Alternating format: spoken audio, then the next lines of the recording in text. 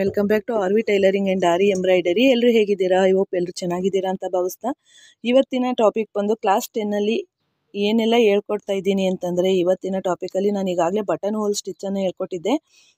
ಈ ಕ್ಲಾಸಲ್ಲಿ ನಾನು ಡಬಲ್ ಬಟನ್ ಹೋಲ್ ಸ್ಟಿಚ್ಚನ್ನು ಹೇಳ್ಕೊಡ್ತೀನಿ. ಅದು ಸಿಂಗಲ್ ಆಗಿರುತ್ತೆ, ಇದು ಡಬಲ್ ಆಗಿರುತ್ತೆ. ಇದನ್ನು ಯಾವ ರೀತಿ ಮಾಡೋದು ಅಂತ ನೀವು ನೋಡಿದ್ರೆ ತುಂಬಾ ಡಿಸೈನ್ ಚೆನ್ನಾಗಿ ಬರುತ್ತೆ.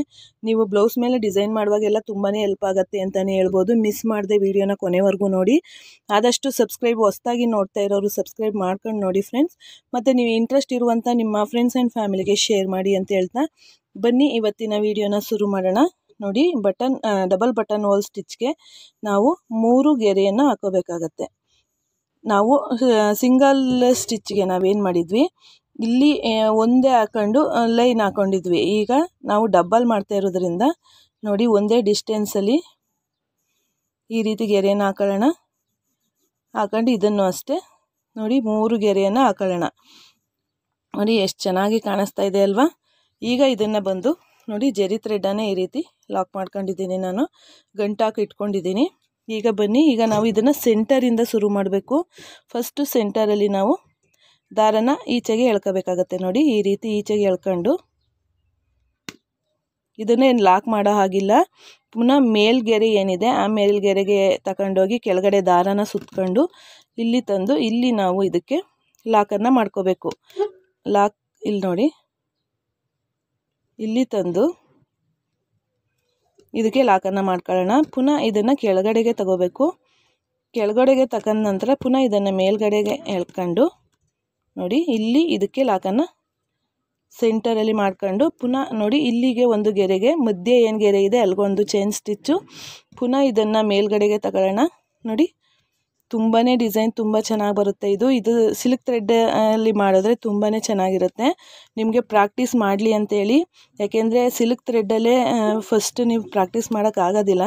ಅದಕ್ಕೋಸ್ಕರ ನಾನು ಇದನ್ನು ತೋರಿಸ್ಕೊಡ್ತಾ ಇದ್ದೀನಿ. ಇದರಲ್ಲಿ ಈಸಿಯಾಗಿ ನೀವು ಪ್ರಾಕ್ಟೀಸನ್ನು ಮಾಡ್ಬೋದು. ನಂತರ ನಾನು ಅದನ್ನು ಯಾವ ರೀತಿ ಸಿಲ್ಕ್ ಥ್ರೆಡ್ಡಲ್ಲಿ ಮಾಡೋದು ಅಂತಲೂ ತೋರಿಸ್ಕೊಡ್ತೀನಿ. ನನ್ನ ಮಾತಿನ ಜೊತೆಗೆ ನೀವು ವಿಡಿಯೋನೂ ಒಬ್ಸರ್ವ್ ಮಾಡಬೇಕಾಗತ್ತೆ. ಈಗ ನೋಡಿ, ಮೇಲ್ಗಡೆ ತಗೊಳ್ಳೋದು, ಪುನಃ ಅದನ್ನು ಕೆಳಗಡೆಗೆ ಎಳ್ಕೋಬೇಕಾಗತ್ತೆ. ಎಳ್ಕೊಂಡು ಮಧ್ಯ ಸೆಂಟರಲ್ಲಿ ಏನಿದೆ ಗೆರೆ ಏನಿದೆ ಅಲ್ಲಿಗೆ ಹಾಕೊಂಡು ನೋಡಿ ಎಷ್ಟು ಚೆನ್ನಾಗಿ ಬರುತ್ತೆ ಅಂತ. ಈ ಡಿಸೈನ್ ಅಂತೂ ತುಂಬಾ ಚೆನ್ನಾಗಿ ಕಾಣಿಸುತ್ತೆ. ನೀವು ಬ್ಲೌಸ್ ಮೇಲೆ ವರ್ಕ್ ಮಾಡುವಾಗ ತುಂಬ ಚೆನ್ನಾಗಿರುತ್ತೆ. ಇವೆಲ್ಲ ನಿಮಗೆ ಡಿಸೈನ್ಸು ತುಂಬಾ ಹೆಲ್ಪ್ ಆಗುತ್ತೆ. ಮುಂದಿನ ದಿನಗಳಲ್ಲಿ ವರ್ಕ್ ಮಾಡುವಾಗ ತುಂಬಾ ಹೆಲ್ಪ್ ಆಗುತ್ತೆ. ನೋಡಿ, ಮಧ್ಯದಲ್ಲಿ ಲಾಕ್ ಮಾಡ್ಕೋಬೇಕಾಗತ್ತೆ. ಮೇಲ್ಗಡೆಯಿಂದನೂ ಅಷ್ಟೇ, ಕೆಳಗಡೆಯಿಂದನೂ ಅಷ್ಟೇ. ಮತ್ತು ಮಧ್ಯದಲ್ಲಿ ಬರುವಂಥದ್ದು ಏನಿದೆ ಗಂಟು ನೋಡಿ, ಯಾವ ರೀತಿ ಸ್ವಲ್ಪ ಇದಾದ್ರೂ ಇದು ಈಗ ನೋಡಿ, ಮಧ್ಯದಿಂದ ದಾರನ ಎಳ್ಕೊಂಡು ಇದನ್ನು ಮೇಲ್ಗಡೆಗೆ ತಗೊಂಡು ಅದನ್ನು ಅಲ್ಲೇ ಲಾಕ್ ಮಾಡೋ ಹಾಗಿಲ್ಲ.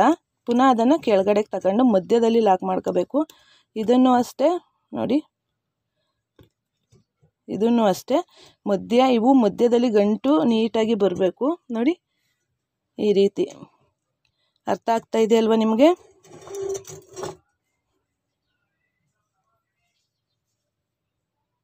ನೋಡಿ, ಈಗ ಕಾಣಿಸ್ತಾ ಇದೆ ಅನ್ಕೋತೀನಿ ನೀಟಾಗಿ.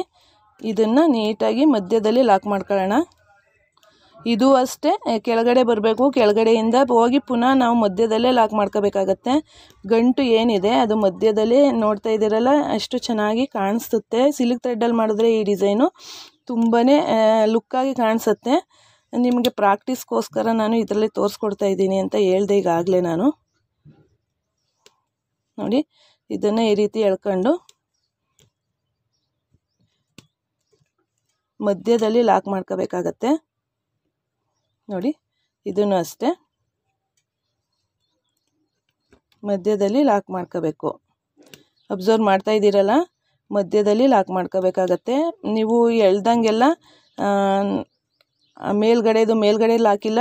ನಾವು ಬೇರೆ ಸ್ಟಿಚ್ ತೋರಿಸಿದಾಗ ಮೇಲ್ಗಡೆ ನಾವು ಹಿಂಗೆ ಚೈನ್ ಸ್ಟಿಚ್ ಹಾಕಿದಾಗ ನೋಡಿ, ಇಲ್ಲೇ ಒಂದು ಲಾಕನ್ನು ಮಾಡ್ಕೊತಿದ್ವಿ. ಆದರೆ ಇದು ಆ ರೀತಿ ಅಲ್ಲ. ನೋಡಿ, ಅದನ್ನು ಎಳ್ಕೋಬೇಕು. ಎಡಗೈಯಲ್ಲಿ ಏನು ದಾರ ಇದೆ ಅದರಿಂದನೂ ಗ್ರಿಪ್ಪಲ್ಲಿ ಎಳ್ಕೋಬೇಕು.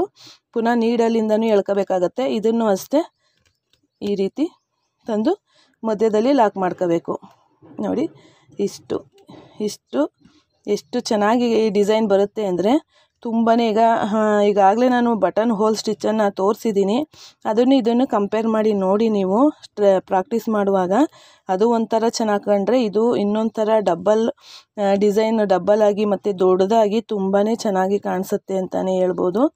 ನೋಡಿ ಇಷ್ಟು ಫಸ್ಟು ಮೇಲ್ಗಡೆಗೆ ಹಾಕಬೇಕು, ಪುನಃ ಅದನ್ನು ಎಳ್ಕೋಬೇಕಾಗತ್ತೆ. ಮಧ್ಯದಲ್ಲಿ ಲಾಕ್ ಮಾಡ್ಕೊಳ್ಳೋಣ. ಪುನಃ ಇದನ್ನು ಈ ರೀತಿ ಇಲ್ಲಿ ತಗೊಬಂದು ಮಧ್ಯದಲ್ಲೇ ಇದನ್ನು ಲಾಕ್ ಮಾಡಬೇಕಾಗತ್ತೆ. ನೋಡಿದ್ರಲ್ಲ, ಈಗ ಇದಿಷ್ಟು ಆಗಿದೆ. ಇದನ್ನು ಒಂದು ಸತಿ ಅರ್ಥ ಆಗಿಲ್ಲ ಅಂದರೆ ಖಂಡಿತವಾಗ್ಲೂ ಇನ್ನೊಂದು ಸತಿ ವಿಡಿಯೋನ ನೋಡಿ. ತುಂಬ ಈಸಿಲೇ ನಾನು ಹೇಳ್ಕೊಟ್ಟಿದ್ದೀನಿ ಅಂತ ನಿಮಗೆ ಅನಿಸುತ್ತೆ.